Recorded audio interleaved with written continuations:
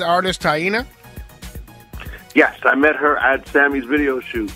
She's a really nice girl. Yeah, and she's a student of the game, which is a nice thing. And she also does theater, and I'm not sure if you've seen her video, but it's kind of risque, a little bit. Yeah? Yeah, a little risque. And we have Shy. He's on here as well. He was number 7 on the countdown. But right now we're looking for song number 2 on the countdown. Who was number 2 this week on the countdown? As a hint, I've already spoken about it, and actually was the first song that I talked about. So just call us at 736-2781, and you can win that ticket to CPR's Clubhouse reunion on Friday, August 7th at the International Beer Garden in downtown Springfield. You could meet and greet K7 himself. Kay, so no more wrestling talk for tonight, right? That's what you're saying? No, we can if you want. I'm good. You know, who's your favorite right now? Like, who's your favorite right now at this moment? Currently, I'll be honest with you. I like Roman Reigns just because I think that he has the image to be a great wrestler. I don't know if he has the gift of gab yet. Right. But last week I was so discouraged by all the about most of the matches that the only thing that really I thought that the Divas was pretty good last week as opposed to everything else. Yeah, exactly. So for me right now, Sasha Banks is one of my favorites, along with Finn Balor, who's on NXT. He's a new champion of NXT. Like I'm planning. You and I, as much as I respect Flair, I couldn't understand why his daughter was wearing those shorts. Yes. I'm like, yeah, girl, you have no butt. I mean, so you got to wear something different, you know? But here's the thing that I'm proposing. I think you and I should get a group to go to NXT in Brooklyn. It's going to be on August, I believe, 22nd, I believe. So we should all get together and just go to Brooklyn and watch wrestling. Why don't we plan to go to SummerSlam? Hey, we could do that too. We'll do that off the air. We'll have a big SummerSlam party.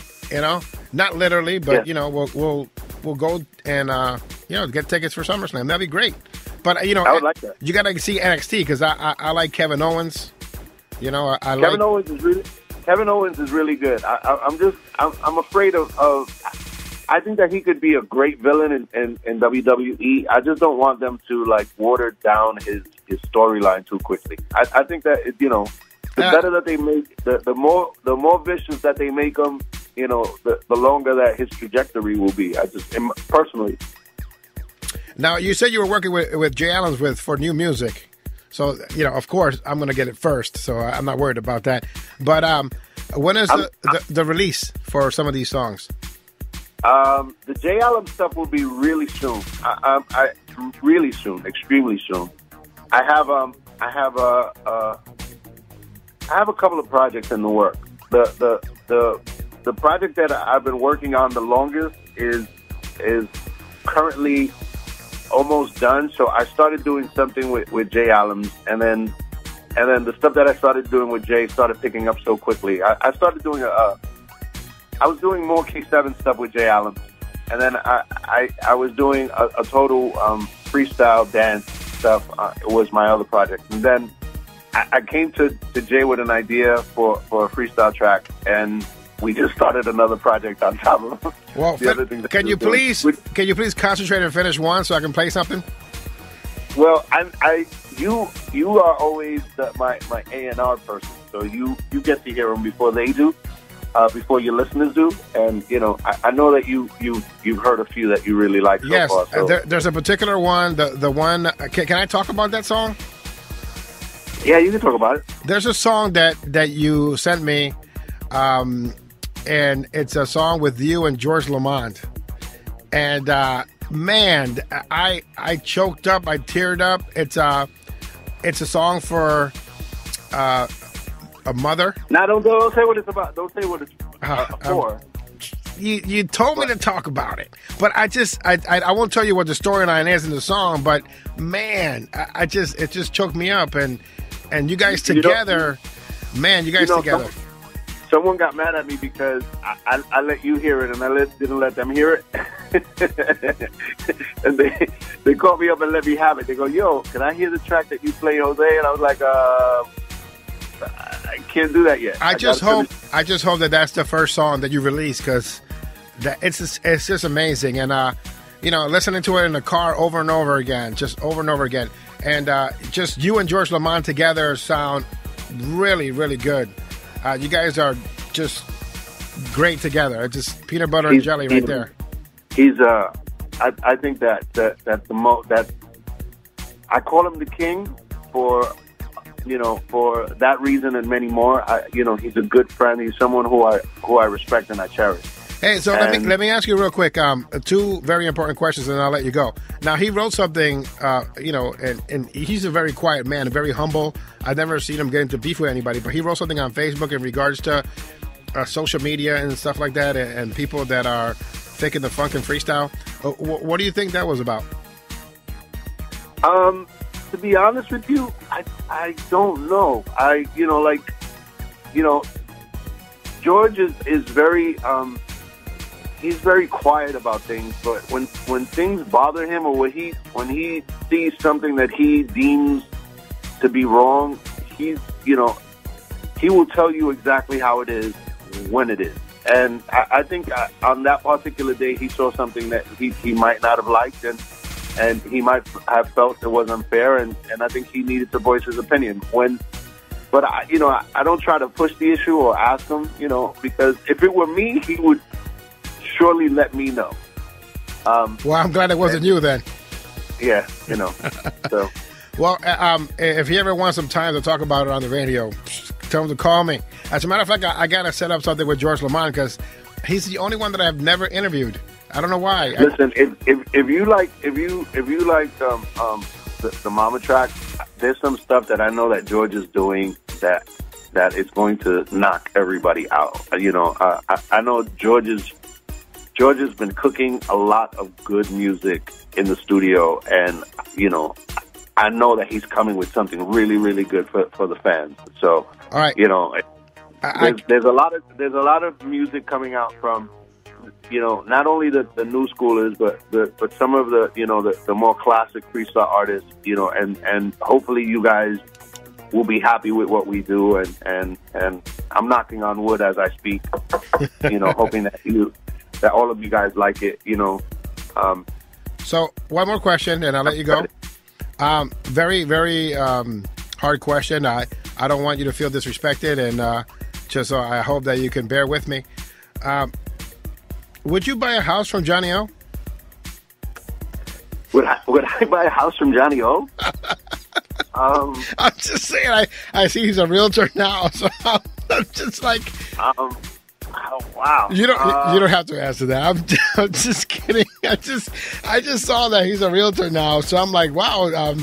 I just saw him at big events. The funniest, you mentioned that, but I had a run-in with Johnny the other day. I was crossing the George Washington Bridge into the city, and I'm on the Easy Pass line, and I'm passing these cars, and all of a sudden I look to the side, and I see someone singing in their car with their windows down, and I look, and it's Johnny. So I roll down my window and I'm waving.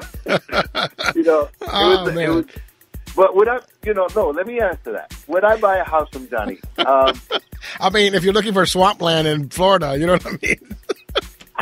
I guess it would really depend on where it is. I guess that's I guess it would really depend on where it is. I've known John for a long time, and he's a very spiritual man, and I know. Great person. The spiritual part is fine. I'm looking in social media, and I'm like, wait a minute, Johnny O's a realtor? Can you imagine? I see him on stage running from one side to the stage to the other. Can you imagine him showing you a house? You know what I mean? Like, this is the second bathroom. This is the first bathroom. I mean, like, you know what I mean? Well, yeah. I mean, that's why I'm not on social media. I couldn't see stuff like that. It would God bless him. He's doing something. But I think that that social media, for us artists, when people see us move on to do other things, it leaves us, our stage personas follow us everywhere we go. So. Yes, and the thing about you is something that you've said in social media before when you were on. It was that there's no mystique for a lot of the artists because they become too friendly with the audience. or they just let the wrong people in. You know what I mean? And they start. You know, here's the best way that I can give it to you. Like when I was a kid, right? I didn't hear Michael Jackson, you know, and when I saw Michael Jackson, it was a performance. And if I heard him talk, you know, he was soft-spoken and spoke about what needed to be said. And when I saw Prince, for that matter, he hardly said a word. But when he spoke, it was loud enough that you'd understand it, and it wasn't negative, right? You know, and the same thing, you know, Madonna, who spoke a lot, you know, it wasn't your attention was, how could I say it? What you said needed to be so important that you know, that it meant something. Now on social media, I think that we all have too much of a voice, and sometimes I think it's hurtful. I mean, to the public image of an artist, like, you know, because I mean, look at put it like this. Imagine this. Everyone within the sound of my voice.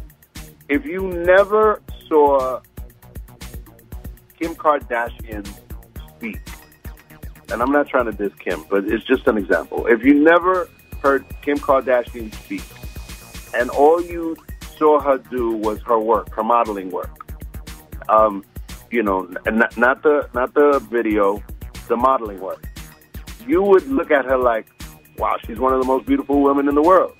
But with all the social media hype and the overexposure and you know, and the TV show and all the nonsense that you hear, hasn't it tainted your image of who that person is? Yeah, you know, it's true. I mean, you know, I could compare it. I could compare it in wrestling terms if you let me. Remember when Sting was in the rafters and he didn't say a word? Yes.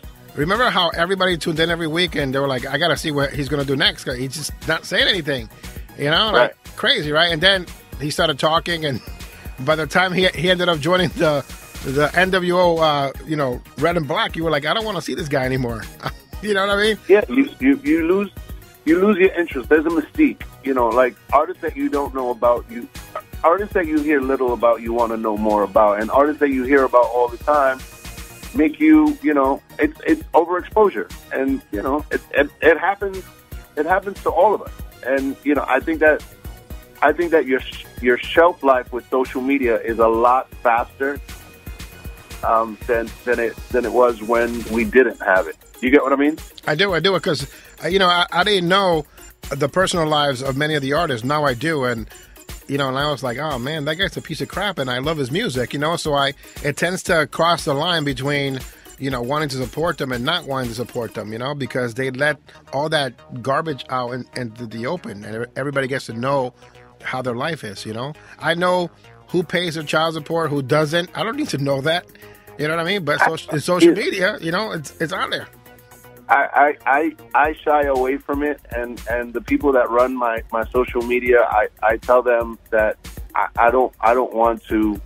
There's a couple of things that I don't want. I don't want hate. I don't want hate, whether it's hate about me or hate about anyone else. I just don't like to. I don't like to, you know, to conduct myself in that way and to show that personally. That's nothing wrong for anyone else who chooses to do that. That's what they want to do, but that's not what I want. And I just think that we are all, you know, your social media imprint, or the imprint that you leave on the internet, is a long-lasting imprint. So if negative stuff is spoken about fulano, you know, anyone, that stuff lasts forever. And it doesn't matter how good you do in life, you know, how great you are in life. You know, if there's negativity out there, it's going to last you much longer than the positivity that you put out into the world. And the best example that we can give tonight is Hulk Hogan. Look at all the good that he did back in the day and how many people he inspired. Absolutely. And now, because of the overexposure, because of, you know, him being in the limelight, now all this stuff comes out. And now and how quickly social media spreads the word. Mm-hmm. And there you are. And I mean, but it's part of, you know, it's funny because, you know, the other day I had this conversation with someone else, and they said